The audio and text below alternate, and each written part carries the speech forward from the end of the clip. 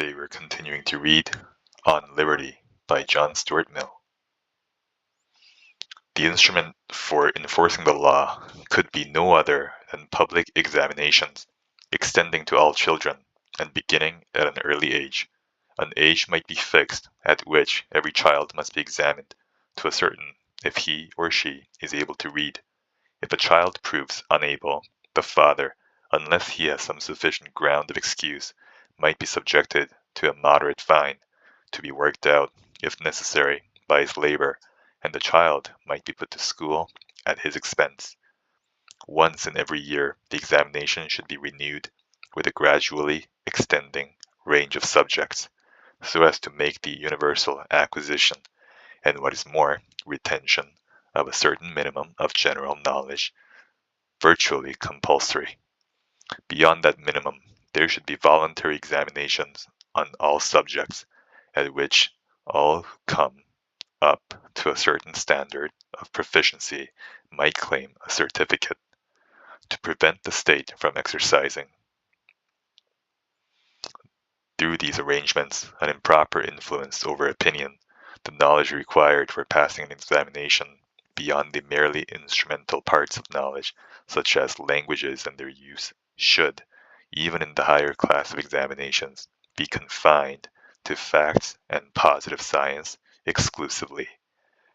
The examinations on religion, politics, or other disputed topics should not turn on the truth or falsehood of opinions,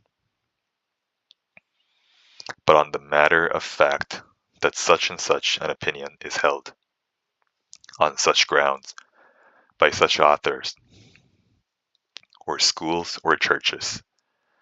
Under this system, the rising generation would be no worse off in regard to all disputed truths than they are at present. They would be brought up either churchmen or dissenters, as they now are, the state merely taking care that they should be instructed churchmen or instructed dissenters.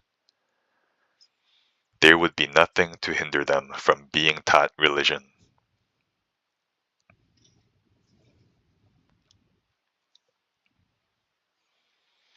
If their parents chose, at the same schools where they were taught other things.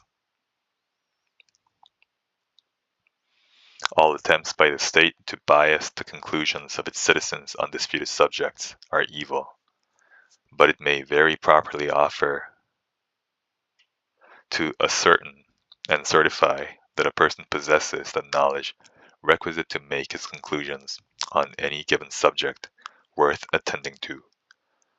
A student of philosophy would be the better for being able to stand an examination both in Locke and in Kant, whichever of the two he takes up with, or even if with neither. And there is no reasonable objection to examining an atheist in the evidences of Christianity, provided he is not required to profess a belief in them. The examinations, however, in the higher branches of knowledge should, I conceive, be entirely voluntary. It would be giving too dangerous a power to governments were they allowed to exclude anyone from professions, even from the profession of teacher, for alleged deficiency of qualifications. And I think, with Wilhelm von Humboldt, that degrees or other public certificates of scientific or professional acquirements should be given to all who present themselves for examination and stand the test. But that such certificates should confer no advantage over competitors other than the weight which may be attached to their testimony by public opinion.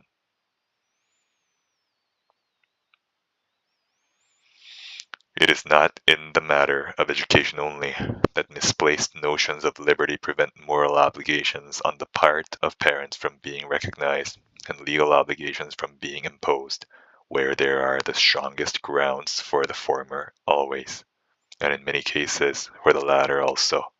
The fact itself of causing the existence of a human being is one of the most responsible actions in the range of human life. To undertake this responsibility, to bestow a life which may be either a curse or a blessing, unless the being on whom it is to be bestowed will have at least the ordinary chances of a desirable existence, is a crime against that being. And in a country either overpeopled or threatened with being so, to produce children beyond the very small number with the effect of reducing the reward of labor by their competition is a serious offense against all who live by the remuneration of their labor. The laws which, in many countries on the continent, forbid marriage unless the parties can show that they have the means of supporting a family do not exceed the legitimate powers of the state, and whether such laws be expedient or not, a question mainly dependent on local circumstances and feelings, they are not objectionable as violations of liberty. Such laws are interferences of the state to prohibit a mischievous act, an act injurious to others, which ought to be a subject of reprobation and social stigma, even when it is not deemed expedient to superadd legal punishment. Yet the current ideas of liberty, which bend so easily to real infringements of the freedom of the individual in things which concern only himself, would repel the attempt to put any restraint upon his inclinations when the consequence of their indulgence is a life, or lives, of wretchedness and depravity to the offspring, with manifold evils to those sufficiently within reach to be in any way affected by their actions. When we compare the strange respect of mankind for liberty with their strange want of respect for it, we might imagine that a man had an indispensable right to do harm to others, and no right at all to please himself without giving pain to anyone. I have reserved for the last place a large class of questions respecting the limits of government interference, which, though closely connected with the subject of this essay, do not in strictness belong to it. These are cases in which the reasons against interference do not turn upon the principle of liberty. The question is not about restraining the actions of individuals, but about helping them. It is asked whether the government should do, or cause to be done, something for their benefit, instead of leaving it to be done by themselves, individually or in voluntary combination. The objections to government interference, when it is not such as to involve infringement of liberty, may be of three kinds. The first is when the thing to be done is likely to be better done by individuals than by the government. Speaking generally, there is no one so fit to conduct any business, or to determine how or by whom it shall be conducted, as those who are personally interested in it. This principle condemns the interferences, once so common, of the legislature, or the officers of government, with the ordinary processes of industry. But this part of the subject has been sufficiently enlarged upon by political economists, and is not particularly related to the principles of this essay. The second objection is more nearly allied to our subject. In many cases, though individuals may not do the particular thing so well, on the average, as the officers of government, it is nevertheless desirable that it should be done by them rather than by the government.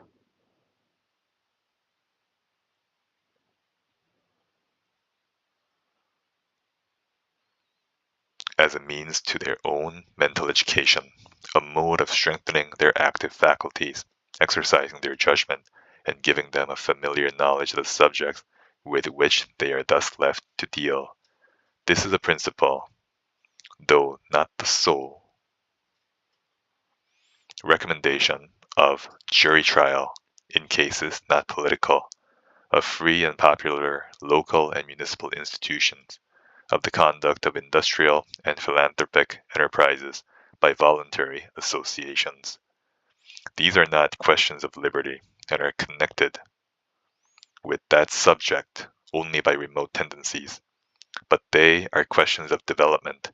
It belongs to a different occasion from the present, to dwell on these things as parts of national education, as being, in truth, the peculiar training of a citizen, the practical part of the political education of a free people, taking them out of the narrow circle of personal and family selfishness and accustoming them to the comprehension of joint interests, the management of joint concerns, habituating them to act from public or semi-public motives, and guide their conduct by aims which unite instead of isolating them from one another.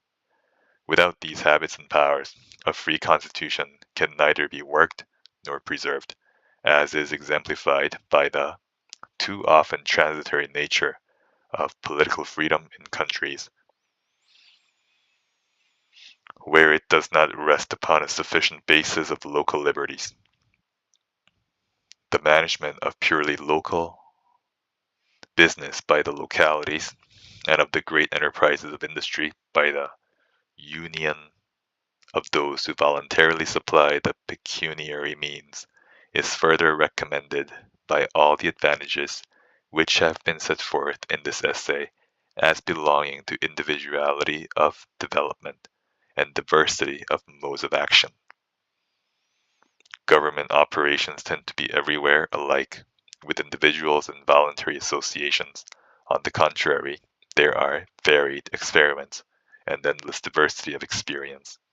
What the state can usefully do is to make itself a central depository and active circulator and diffuser of the experience resulting from many trials. Its business is to enable each experimentalist to benefit by the experiments of others, instead of tolerating no experiments but its own. The third and most cogent reason for restricting the interference of government is the great evil of adding unnecessarily to its power. Every function superadded to those already exercised by the government causes its influence over hopes and fears to be more widely diffused and converts more and more the active and ambitious part of the public into hangers-on of the government, or of some party which aims at becoming the government. If the roads, the railways, the banks, the insurance offices, the great joint stock companies, the universities, and the public charities were all of them branches of the government. If, in addition, the municipal corporations and local boards, with all that now devolves on them, became departments of the central administration, if the employees of all these different enterprises were appointed and paid by the government, and looked to the government for every rise in life, not all the freedom of the press and popular constitution of the legislature would make this or any other country free otherwise than in name.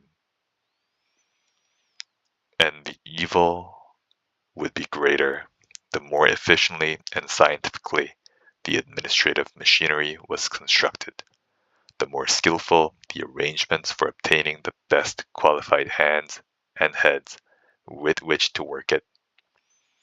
In England, it has of late been proposed that all the members of the civil service of government should be selected by competitive examination to obtain for those employments the most intelligent and instructed persons procurable, and much has been said and written for and against this proposal. One of the arguments more insisted on by its opponents is that the occupation of a permanent official servant of the state does not hold out sufficient prospects of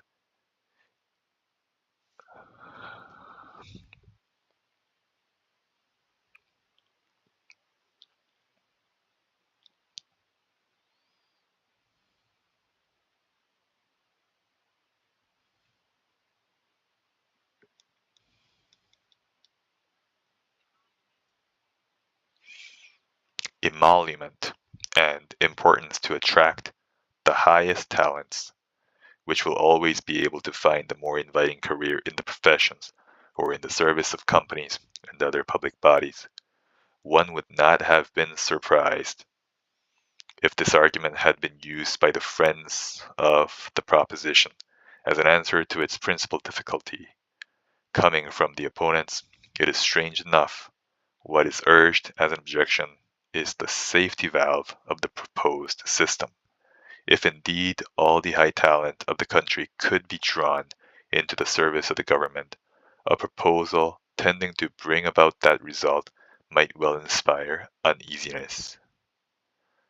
If every part of the business of society which required organized concert or large and comprehensive views were in the hands of the government, and if government offices were universally filled by the ablest men, all the enlarged culture and practiced intelligence in the country, except the purely speculative, would be concentrated in a numerous bureaucracy, to whom alone the rest of the community would look for all things. The multitude for direction and dictation in all they had to do, the able and aspiring for personal advancement. To be admitted into the ranks of this bureaucracy, and when admitted to rise therein, would be the sole objects of ambition.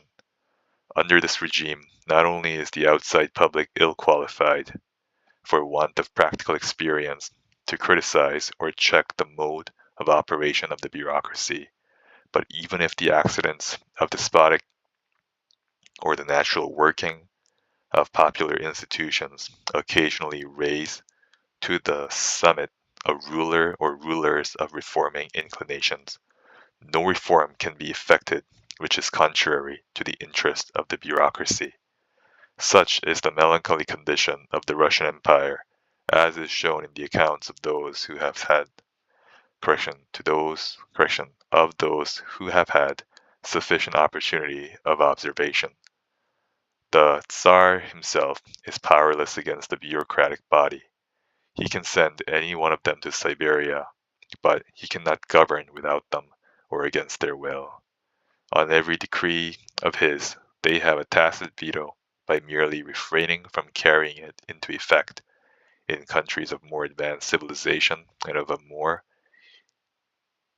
insurrectionary spirit, the public, accustomed to expect everything to be done for them by the state, or at least to do nothing for themselves without asking from the state not only leave to do it, but even how it is to be done, naturally hold the state responsible for all evil which befalls them, and when the evil exceeds their amount of patience, they rise against the government and make what is called a revolution, whereupon somebody else,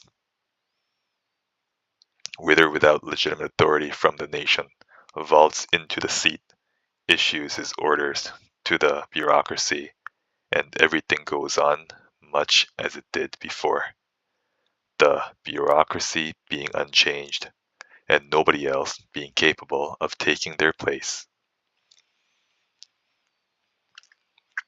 A very different spectacle is exhibited among a people accustomed to transact their own business. In France, a large part of the people having been engaged in military service, many of whom have held at least the rank of non-commissioned officers, there are, in every popular insurrection, several persons competent to take the lead and improvise some tolerable plan of action. What the French are in military affairs, the Americans are in every kind of civil business. Let them be left without a government. Every body of Americans is able to improvise one, and to carry on that or any other public business with a sufficient amount of intelligence, order, and decision. This is what every free people ought to be, and a people capable of this is certain to be free. It will never let itself be enslaved by any man or body of men, because these are able to seize and pull the reins of the central administration. No bureaucracy can hope to make such a people as this do or undergo anything that they do not like, but where everything is done through the bureaucracy, nothing to which the bureaucracy is really adverse can be done at all. The constitution of such countries is an organization of the experience and practical ability of the nation into a disciplined body for the purpose of governing the rest. And the more perfect that organization is in itself, the more successful in drawing to itself and educating for itself the persons of greatest capacity from all ranks of the community, the more complete is the bondage of all, the members of the bureaucracy included. For the governors are as much the slaves of their organization and discipline as the governed are of their governors. A Chinese mandarin is as much the tool and creature of a despotism as the humblest cultivator. An individual Jesuit is to the utmost degree of abasement the slave of his order, though the order itself exists for the collective power and importance of its members. And that's the end of the reading for today. Have a good day.